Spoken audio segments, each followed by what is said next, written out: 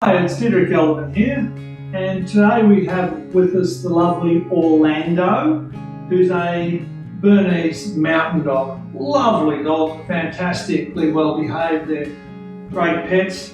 And the reason he's here today is because he has a problem that we see quite commonly, probably one dog a fortnight. So I thought I'll give you a heads up on it in case your dog has this issue. Now, the issue is actually in his eye, so you're going to need to focus in really tightly. And if you have a look here, he's got a lump in his eye, in his lower eyelid, and the inside of the eye is really inflamed. So this is what's called a meibomian gland tumour.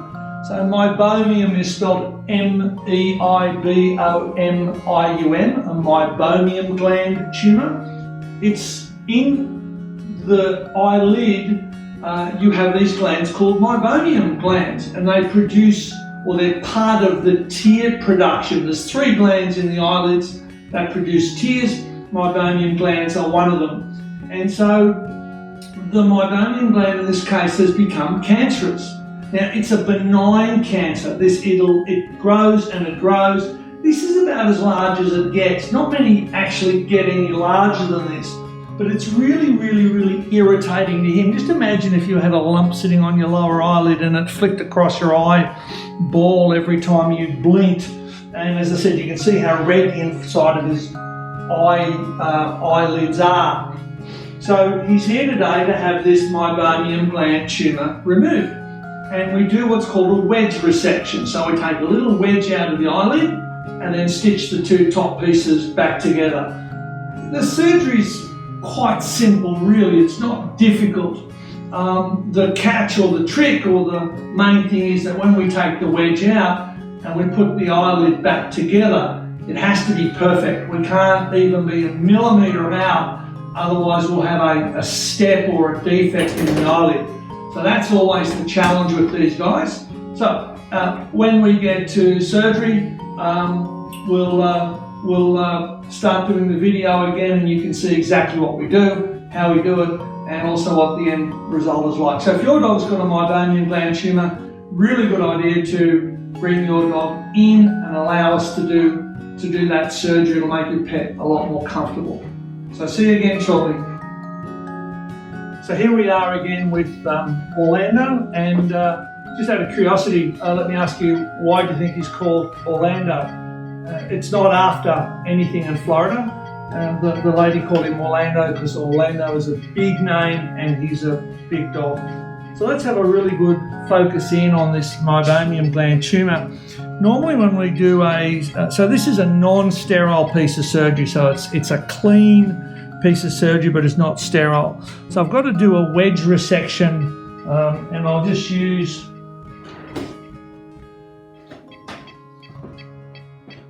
this screwdriver to point out what I'm doing. So you can see the tumour it's got quite a big base there. So I'm actually going to do the wedge like that, and then like that, and then reconstruct that bottom eyelid. Now, when we're doing a skin preparation, normally we do a 3-stage skin prep to sterilise the skin for surgery.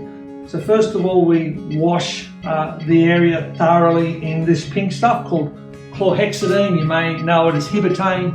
If you've ever been to a hospital, you'll find it at all the hand washing stations. So this particular, because normally when we're doing a skin prep, we'd use the soapy version of this.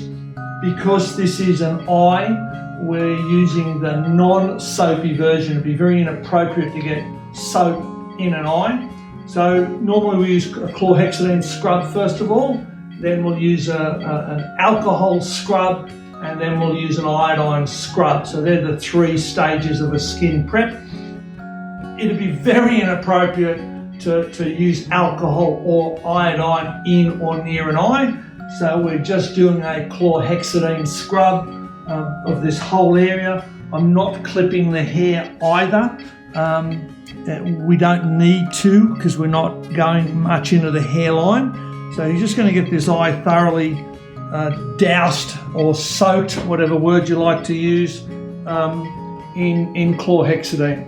So while we're doing that, I'll we'll turn off the video and we'll get back to Orlando. And just so that you know, when we do, this surgery is very, very delicate, very, very fine surgery. So we have very special instruments that are much finer than the instruments that we normally use. You can see how small the tissue forceps are, and the specialness of the needle holder. So and the suture material, so just so that you know, suture material is graded just like a lot of things are, and the largest size or grade is a 5, and then it goes down to a 4, a 3, a 2, a 1, an O, and then it'll go 1O, 2O, 3O, 4O, 5O, 6O, etc. So if it has an O after it, it's very small. So this is a 5O suture material, which is just about the same size as your hair, or the same fineness as your or my hair, or maybe a fraction thicker. So we've got I did the wedge resection as we talked about, and we only need 2 sutures, and you can barely see them because the blue matches his black face or black hair, and the margin of that eyelid is absolutely perfect. As I said to you earlier, there's no tolerance at all, and this is absolutely perfect apposition. And then 1 suture here just lower down. Now that eyelid is just magnificent, is just perfect. It's a fraction shorter than it was, obviously, because I took a fair piece out. But over the next little while, that's going to stretch just because of the face being saggy, and that'll go back to totally normal. Now I've left those ends very long, so they're easier to pull out, easier to get hold of and pull out. And then the other end I've cut very, very short so it won't poke in his eye. So that's the theory and the practicality behind that. The sutures will be in for a couple of weeks. He'll get some eye cream. He's already had something for pain relief. It's not a painful surgery. It's just no worse than you or me getting a little mole out and getting a couple of stitches. So there's no need for long-term pain relief. Just an injection today that's going to last 24 hours is all he needs.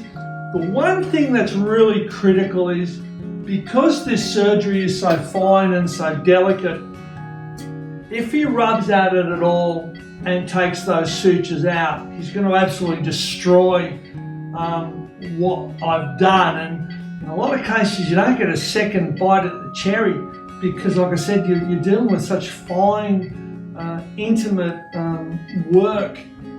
If you get a lot of scarring or pulling out, you deform that eyelid quite substantially, and that's not good.